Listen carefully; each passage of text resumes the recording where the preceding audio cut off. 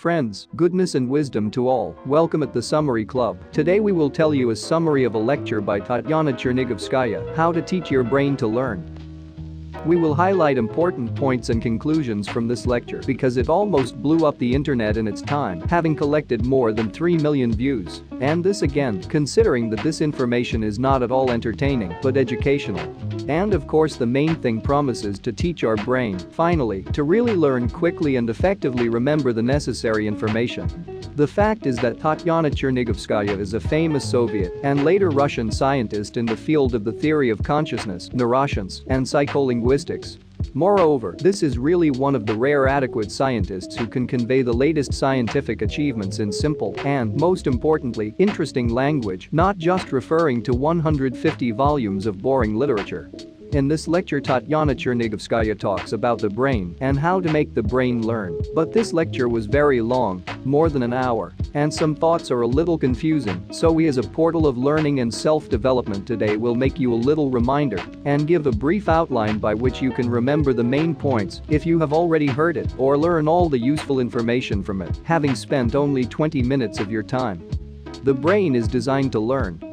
Today we are going to study cognitive science, which includes linguistics, psychology, artificial intelligence, neuroscience, and philosophy. So it's like an umbrella science that includes a lot of things, and in general, it's about how we or someone else, a cat or a computer processes information and what it does with it. Although, of course, everything here revolves around the human brain because it is of the greatest interest to you and me. Any brain is designed to learn and knows how to do it. My brain and I are not the same thing, by the way.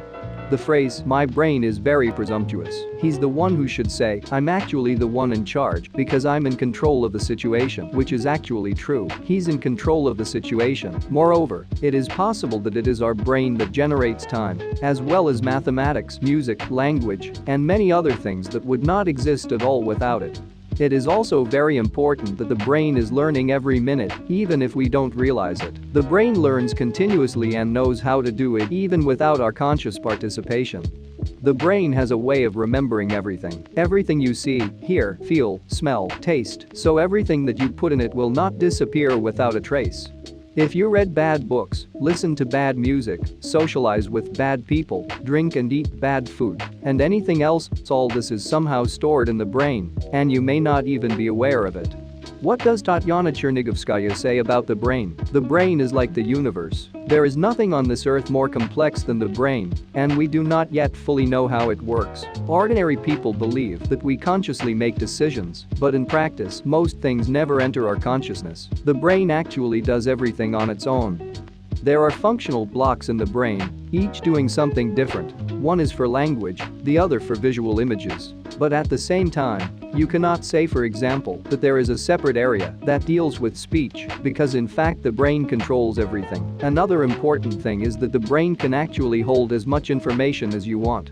It controls all the organs of the body, and that, by the way, is also information, but it may not be able to hold too much information. We also have mirror systems in our brains. They are turned on not when you do something yourself, but when someone else does something. This is the basis for communication, the basis for learning. In people with schizophrenia or autism, those systems don't work that way. It's like a cat who looks in the mirror and sees not himself, but what he would like to be, like a lion.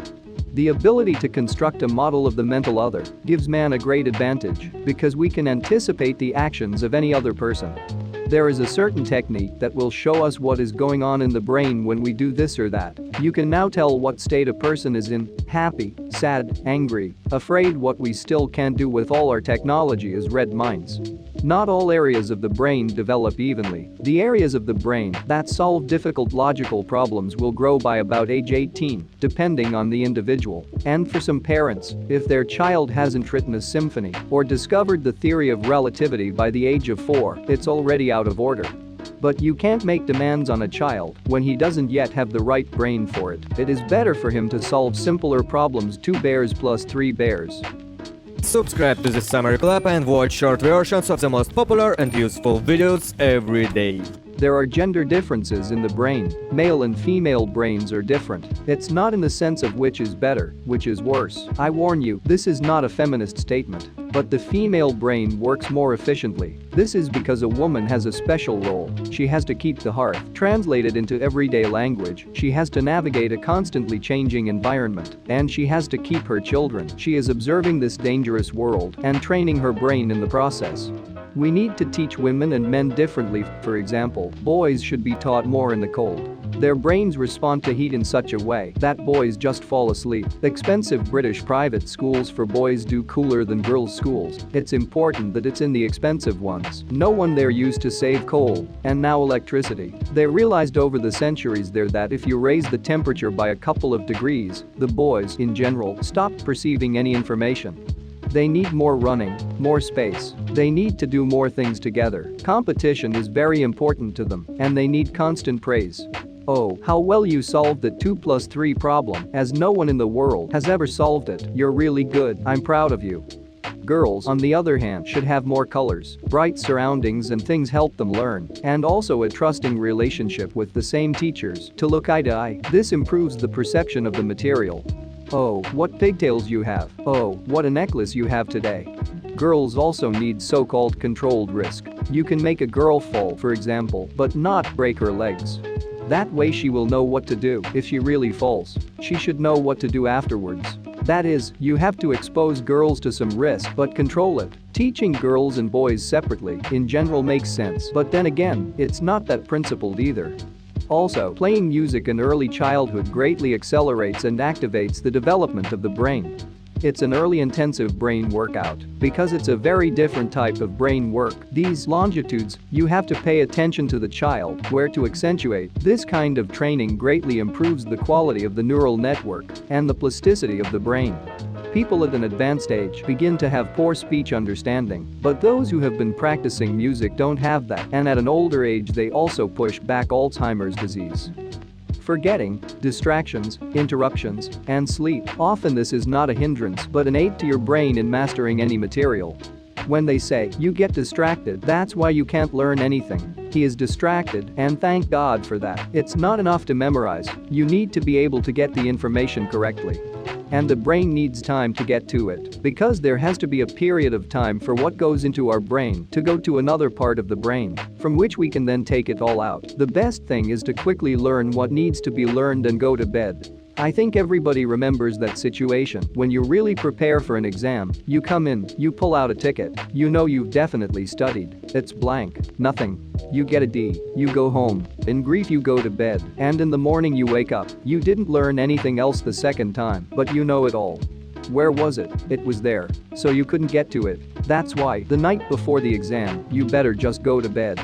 In addition, we must remember that we are all different. In order to memorize better and faster, one needs music, another, complete silence, a third, to put his feet up and eat candy. What difference does it make where we learn? I don't care if it's in a cafe. If that's how your brain is organized, yeah, you're welcome. Why do you have to sit at the table and straight up? It's an individual thing. One needs music, the other doesn't. That's normal. Tatyana Chernigovskaya about learning. It is also very important to understand why we learn something. To learn and pass and then forget right away? Or to become a professional in the field, do you have to learn it all, or just to pass an exam? Naturally, if you have the desire, motivation, and interest in the subject, your brain will remember everything much faster. We will also get the best results by planning the learning process. By dividing it into reasonable and doable parts, days, weeks, months. Another good thing for memorization is to change the environment, poses, surroundings and accompaniment. For example, for some people it helps to absorb information, even the music.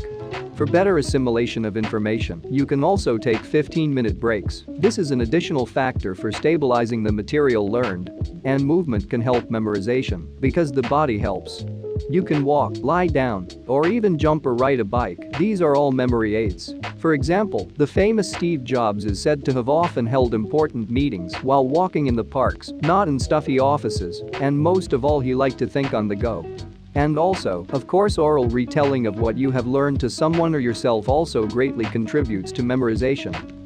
Memory training is also important. You can also learn through play. It helps to concentrate, and it's better to train not memorizing a certain lesson, but the ability to remember. How do you learn to memorize quickly? For example, the ancient Greeks, when they went to bed, they had to remember in detail what they did from the moment they woke up, got up, walked, turned right or left. Who did you meet? In what order? 2,000 years ago, people already knew how to train their memory better than many of us. Everyone has their own individual methods of memorization as well. It also matters whether you are a lark, someone who wakes up early and goes to bed early, or an owl, someone who goes to bed late and gets up late. I, for example, am an owl. If I sit down before 10 p.m. to do something meaningful, not a paperwork, then it's a pure waste of time. But in my case, that doesn't mean in everyone's case. I know people who get up at 5 in the morning and work like crazy. I'd rather drown myself in the river. You can train your attention, memory and memorization speed, as well as the ability to quickly switch your attention from one task to another. If you are driving a car and suddenly a pole, there will be no time to calculate the trajectory of the car. You have to be able to think fast. It is necessary to be able to solve not logically, because there are situations in which logic does not help. Here there is the so-called situation of hysterical thinking. It is also very important to know that for brain training there is a benefit to seemingly aimless reflection. When thoughts wander by themselves, or it came to mind by itself, perhaps you don't need to stop yourself either. This is precisely the environment where the most important discoveries often occur. Some firms in Japan, for example, hire an employee who annoys everyone because he gets a big salary and does nothing. He walks around, pestering, watching something, then he puts his feet on the table. And he goes like this for a year and a half. And then he says, I think we should do this, and boom. The company's revenue goes up $3 billion in 1 year. What was he doing the whole time? What exactly made him think that? A bird in the window that he saw? It's not the bird, he has such a head, such a brain. It's just about finding, smelling that kind of person, that he's that kind of person. But that's an art. And in conclusion, my advice to you is this: the best thing we can do for ourselves is to get to know ourselves as early as possible. What am I really like? I like to be on stage and I like applause? Or do I like to sit in a corner and have no one approach me? Then I should work in the archives. What am I doing on stage? I'm stressing myself out. How do I train my brain to learn? Am I smart or am I dumb? Can I say that to myself? Am I beautiful or ugly? Of course, I can mess with other people's heads, but just once. You can go into the bathroom, wash off your makeup and look carefully. And don't lie to yourself. It's very complicated, and life in general is complicated. You may have to lie to others, but you shouldn't lie to yourself. Like that cat with the lion. When you look in the mirror, you should see a cat, not the lion. Because others may see you as a cat when you think you're a lion. What do I want to be? Maybe be pretty and smart? That's it? Yeah, that's okay too. Or maybe I want to be a wife and want to have 18 children, and I don't want to go to university. Are you personally sure you should? Do I have to? Maybe I bake pies like no one else. How is that any worse? I have to decide what my goal is. Just to rub everybody's nose in it is one goal. To advance in science, to be applauded, is another. I do science because I'm terribly interested, and my case is another. What do we do? And what do we think? That's what determines how we learn. I have to pass Marxism-Leninism tomorrow, otherwise I'll be kicked out of the university. But that doesn't mean that I want to know what they wrote there. That's the last thing I want to know, because my task is not to learn, but to pass. Most importantly, that any training gradually changes your brain and your ability to think. Even just by watching this video or reading this article, your brain has already changed. So our brain now. And even more so, the brain with which we end our lives is the brain on which our personal text is written. Therefore, friends, we as a portal of training and self-development advise you with all our might to control this process and to study only useful information, littering it as little as possible with all sorts of nonsense. Then gradually to you will come, and wisdom and awareness and everything else which can and should aspire to the developed man. And friend, don't forget to subscribe to the Summary Club for becoming more successful, educated, kinder and wiser every day. Save hundreds of hours and dollars spending on boring regular education. Feel free to write your opinions and questions about each video. We read all the comments. In addition, go to our official website, where you can find reading materials or watch other videos on channel and links in the description. All the best.